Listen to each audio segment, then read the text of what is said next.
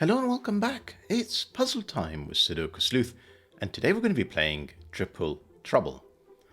Now, you can't actually see right now the fact that we actually have three puzzles once again ahead of us. So 3 for the price of 1, you know the drill. If I can't finish all 3 within a reasonable time, I'll make sure that I finish the last one or however many I don't get through in the next sort of 25-30 minutes over at Patreon. Now with Triple Trouble, of course, Sleuth is facing off to 3 villains. It kind of looks like Shorty there is sort of the gang leader, and he's so upset, maybe compensating for his size, that he's got what looks like a couple of monkeys or Neanderthals that are sort of backing him up. Fingers crossed, we've got an easy time here with this Triple Trouble. It is a 1-star difficulty rated, can't really say puzzles, from FractalJim, and as of the time of recording, let me just check, is it 94%? No, it's 91%. We can actually find different digits, thankfully. With that introduction, let's take a look at today's puzzle and rule sets. So, Triple Trouble, a 5x5x3 from FractalJim. Now, each 5x5 grid is its own self-contained 5x5 Sudoku. Each of the 3 Sudokus differ only by the nature of the lines in the grid. Yeah, I can see that. So you can see that actually everything is exactly the same other than the colors of the lines. So this is blue, orange, and magenta, purple, whatever you want to call it. So in each of these grid, these 5x5 Sudoku rules apply. Place the digits 1 to 5 once each in every row, every column, and every region. So notice we're not playing squares here today, kind of difficult to do with a prime number such as 5. So we have odd-shaped regions, generally. Right.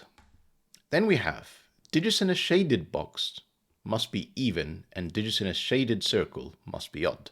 So this cell would have to be even, given we are only limited to the digits 1 through to 5. This would have to be 2 or 4, for example. This circle would have to be from 1, 3, 5, so that it is odd numbers. Okay. Now, the top left grid, the puzzle using the lines as region sum lines. Region borders divide the lines into sections of the same sum.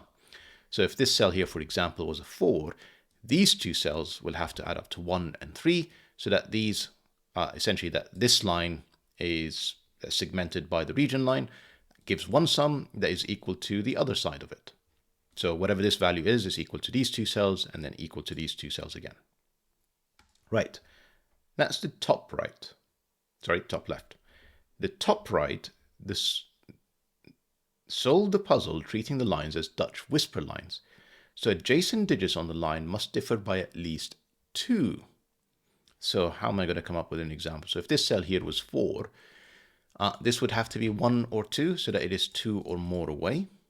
And then whichever one of these it is, let's say that this is a 2, this would have to be 4 or 5. I can repeat digits normally on Dutch whisper lines, even though it's not explicitly called out. Now, same caveat actually with 3s. Unlike German whispers, the middle digit, 3 in this case, can be there because the 5 and the 1, I mean, obviously the 1 doesn't work here, but you can see that these, 3 can work, and it's a middle digit. You can't quite make the assumption that we're oscillating between low and high digits. So that's not quite the same here. Let me just remove that one, it's irritating me. Right, last but not least, bottom grid. Solve the puzzle using the lines as Rembrandt lines. Digits on the lines must form a consecutive, non-repeating set in any order. So if this cell was a 2, for example, one possible set, and that's actually a terrible example, would be 1 and 3. So essentially you end up with 1, 2, and 3. Another possibility, of course, is 2, 3, 4. You need a consecutive set without any repeating digits. You can't skip a digit and just say, yeah, that's a 5, and you can't do something silly like repeating digits with a double 3 here. So that's all the rules we have for today. So if you're up for facing the Triple Trouble with Sleuth, you can do so with the link in the description down below.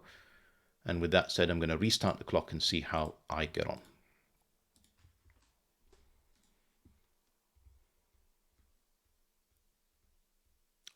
Here's the easiest place to start. That's definitely a 5. So this region sum line, well, the minimum 2 cells I can put in here is a 2, 3. There is also the maximum I can have because it's 1, 2, 3, 4, 5. I can't go any bigger. So that's 2, 3, that's a 5. This could be 1 and 4.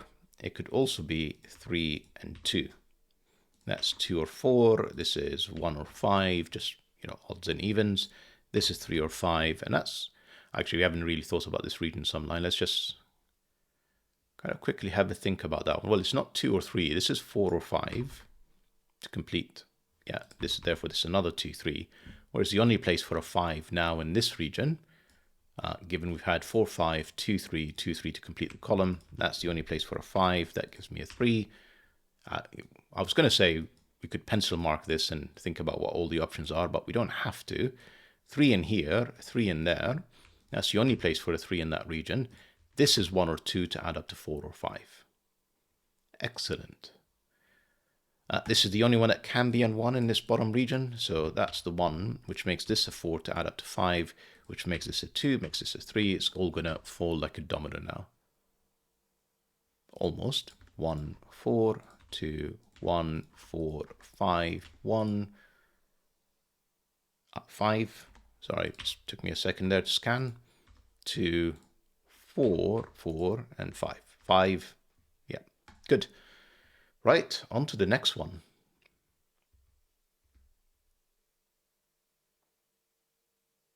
I mean, we may as well just do that quickly. No, let's not double click because they're actually different. This is 3, 5, and this is 1, 5. The rem band looks a bit easier. So we know that these are the digits 1 through to 5. They're 1, 2, 3, 4, 5 cells. Definitely has to have 1 through to 5. And this one is 3 cells long. So whether it's 1, 2, 3 or 3, 4, 5, there's always a 3. And they're not on these 2 cells, that's a 3.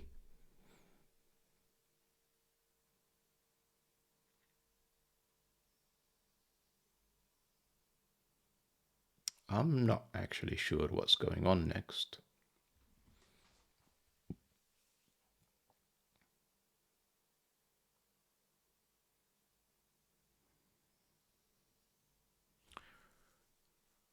No, I'm not. I'm genuinely not sure. Hang on. So what am I doing? Right, how about Sudoku? As always, if I get stuck, Sleuth, try Sudoku. So these 2 cells have to be 3. I need 1 in this region, and they're literally nowhere else. Which means 3 is in one of these 2 cells. And it's on the rem band, so it's not on these cells. It's not here because of Sudoku. That's a 3. That's not a 3. That is a 3. Is that all 3's done? No. Yeah, now it is. That's 1, 2, 3, 4, 5 of them. Yep. Yeah, still not sure what's going on. So this is not 1 or 3. It can be 2, 4, or 5, can't it? If this is 2, this could be 1 or 4. It's just... Am I really going to pencil mark all of that? 1s, where is it in this region? Well, it can only be here now. This is 2, 4, 5 with a definite 5. That means that this is 2 or 4. I foresee a lot of 2, 4, 5s in our future. Yeah, speaking of 2, 4, 5s, because we already got the 1 and 3 down. That's the rest of this Ramban. That's not a 1. That is the 1. I need to have a 5 down here. Well, you guessed it, with more 2, 4, 5s.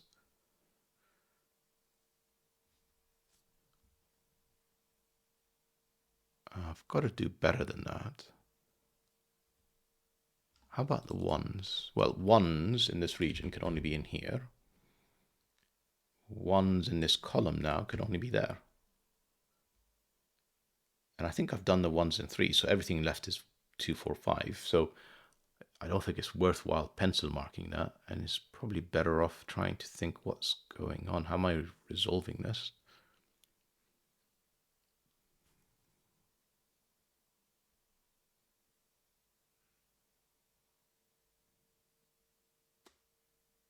So let's think about what we know. We know that we have at most 1 of each on this Remban. And it's just probably easier. Oh, given the 1 in here, come on, Sleuth, that's not a 2. That's another 4. That's got to be a 2. That's a 4-5 pair. That's another 4-5 pair.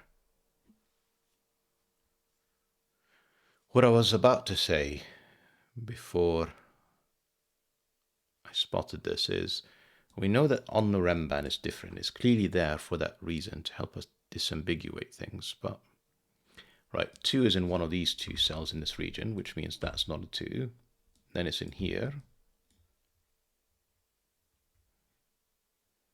And it's between 3 cells. And here, this is just very strange. Nothing seems to line up.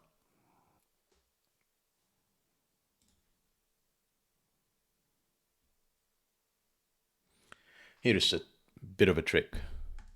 One of these 2 cells on the Remban is a 2, which means if this is a 2, I've broken the Remban. So that has to be a 4. That gives me a 5. That gives me a 2. That gives me a 4. That 2 is removed from the Remban, and this has to be a 5. That's a 4. That's a 5. It's kind of quite hard to spot, I would say. Not sure if that's how it was intended, but I mean, I'll take a solve for sure. Right, on to the last one. I know many of us struggle with Dutch whisper lines. Having that middling digit just doesn't seem to help, if I'm honest.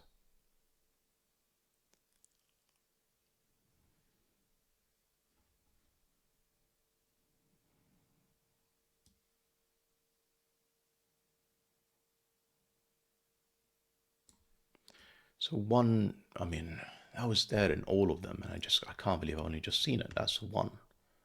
That's the only place it can be a 1 in this region, which means 1 is up here. And then 1 has to be in one of these 2 cells, essentially to get 1 in each of rows 1 and 2. Then we're done for, well, row 3. Yeah, I think that's fair. That can't be a 1, otherwise I won't have enough in 1 and 2. And therefore the 1 is up here. And therefore, where is the 1 in row 3 is always there. And like, notice this very consistent setup that we have with the 1s. Now, admittedly, I don't necessarily have to have the 1s consistently in the same place. I can't believe it took me this long to see that. Irregular Sudokus, as you can see, is not really my strength. So given one of these is a 1, to be fair, 2 or more away is not hard to achieve, really.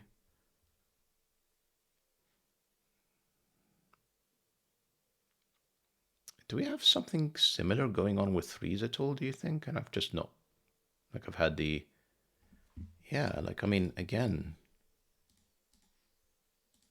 they're exactly the same. And I'm just wondering how much of that is down to Sudoku rather than the lines. How am I only just spotting this? So 3s, for example, is only in one of 2 cells. And then obviously it's in one of these 2 to have 1 in 4 and 5. Now, for row 3, it's going to have to be one of these 3 cells.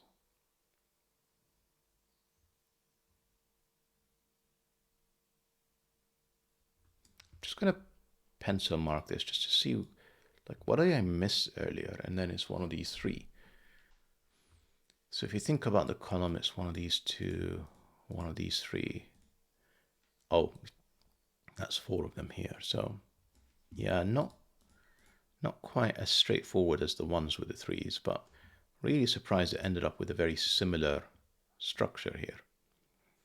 And again, that could be a 3, that could be a 1. It was very consistent in all the others. Am I going to have to pencil mark these?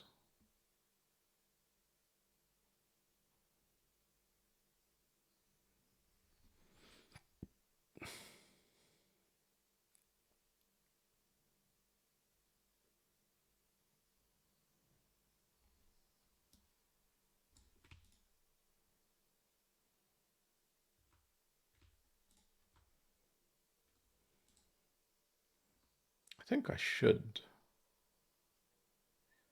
Right, so it's clearly all pointing me towards the Dutch whisper line. And, well, here's where the rest of our 20 minutes is going to go by the looks of things. I have no clue where to go.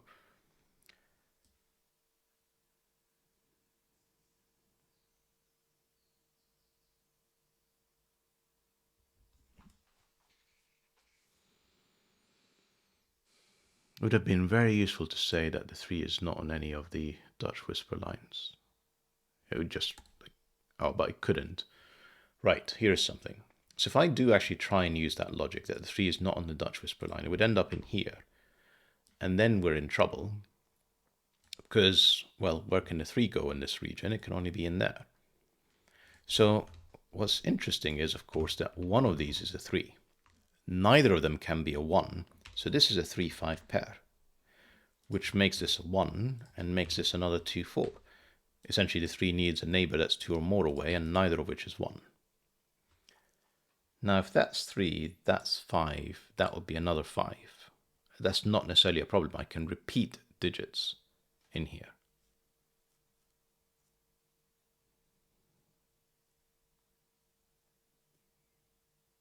And the 3 in here with the 1 next to it is not a problem either.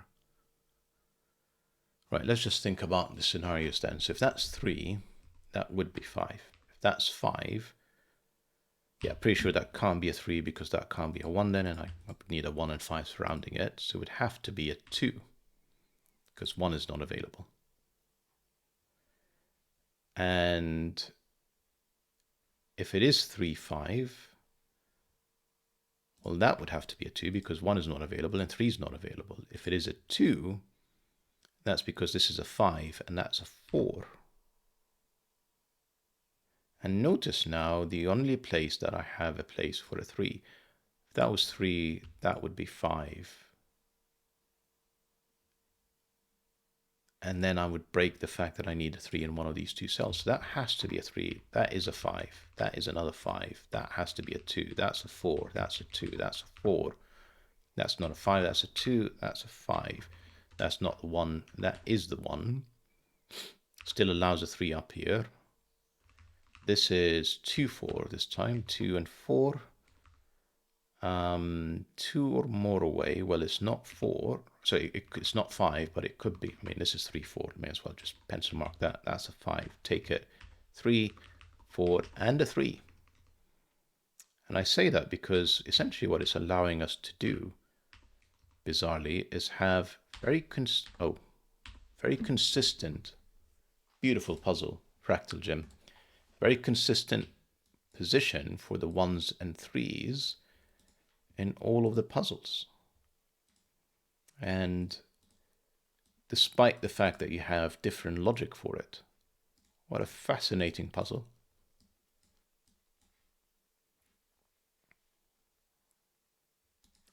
Yeah.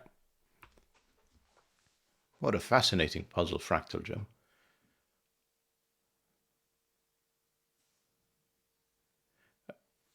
I guess this is sort of the kind of things that constructors have to work through in that level of detail when you're creating it and constantly just checking that it is still solvable.